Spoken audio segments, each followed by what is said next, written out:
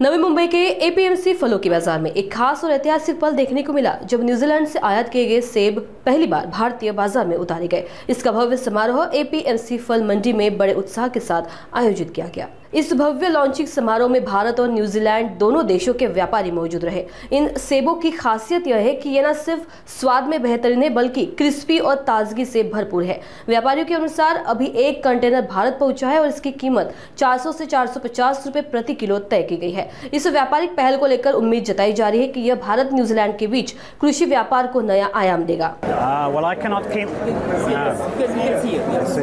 I cannot claim the credit for this. This all goes to Rohan, whose entrepreneurship and eye for business has led to identifying this opportunity and bringing it to life in just 6 short months, which is an incredible achievement.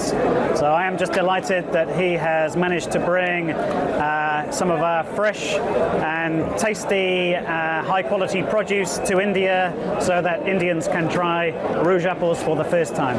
Qualities of the rouge apple are not only its beautiful red color, but its sweetness. And I know from my 2 years in Bombay, Indians love sweet things. And given that this is Ganpati, I think the sweet taste of the rouge apple will go very well with Modak. So I suggest you give it a try. नमस्कार, मी Rohan Satish उर्सर, dB उर्सल and ग्रँडसन्स आणि सिओन ॲग्रिकल्चरला represent करतोय। ह्याची सुरुवात अशी झाली की या वर्षी भारतातून पहिलं डेलिगेशन न्यूझीलंडला गेलं होतं। ते फंड केलं होतं एशिया न्यूझीलंड फाउंडेशनने आणि त्याच्या मागे उद्देश एकच होता की भारत आणि न्यूझीलंड या दोन देशांमधला व्यापार कसा वाढवता येईल। आणि त्या 8 लोकांमध्ये माझा एक समावेश केलेला होता आणि त्या तिकडे गेलेला असताना 15 दिवस मी तिकडे होतो आणि त्या 15 दिवसात मला बऱ्याचशा ॲपल ऑर्चर्ड्स म्हणजे ॲपल ग्रोवर्स आहेत तिकडचे शेतकरी आहेत त्यांना मला व्हिजिट करता आलं आणि मला सांगायला एक खरंच अभिमान वाटेल की जे भारतीय कल्चर आहे, आपण म्हणतो जे कल्चर ट्रेडिशन जे भारताचं आहे, सिमिलर वेवर न्यूझीलंडही आज मोठ्या प्रमाणात कल्चर आणि ट्रेडिशनवर डिपेंड आहे। जसं आपली कल्चर ट्रेडिशन आहे तसं त्यांचं पण मावरी समाज आज फार मोठ्या प्रमाणात तिथं अस्तित्व त्यांचं आहे आणि आय थिंक हा जो कनेक्शन आहे ते आम्हाला चांगलं तिथं समजवलं गेलं आणि भारतात आल्यावर आम्ही ठरवलं की आपल्याला नवीन प्रोडक्ट भारतात आणणं गरजेचं आहे।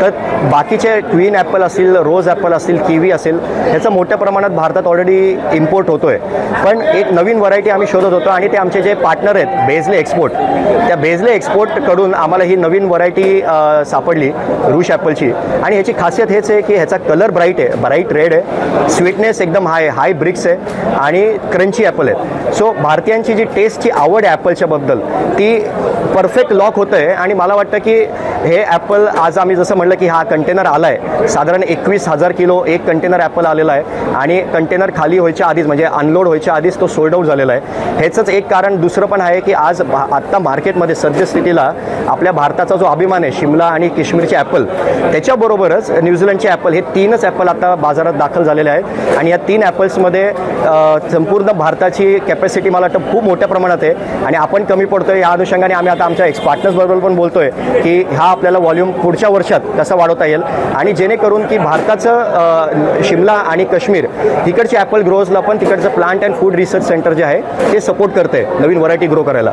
सो आय थिंक हा ट्रेड खरंच मोठ्या लेवलवर जातोय आणि मी ह्याचे आभार मानेल आदरणीय पंतप्रधानजी नरेंद्र मोदी साहेबांचं आणि आदरणीय पंतप्रधान न्यूझीलंडचे क्रिस्टोफर लक्सन सरांचं की त्यांनी जो फ्री ट्रेड ॲग्रीमेंटच्या वेळेला त्यांची जी चर्चा झाली त्याचे बेस ॲग्रिकल्चर होता आणि या ॲग्रिकल्चरचा बेस घेऊन आज आम्ही 6व्या महिन्यातच नवीन व्हरायटी इंडियात आणायला चालू केलेलं आहे। इंडियातल्या काही गोष्टी तिकडे जायला आता तयार आहेत। सो हे एक मोठ्या प्रमाणात कोऑपरेशन चालू होतं हे मला दिसतं आहे।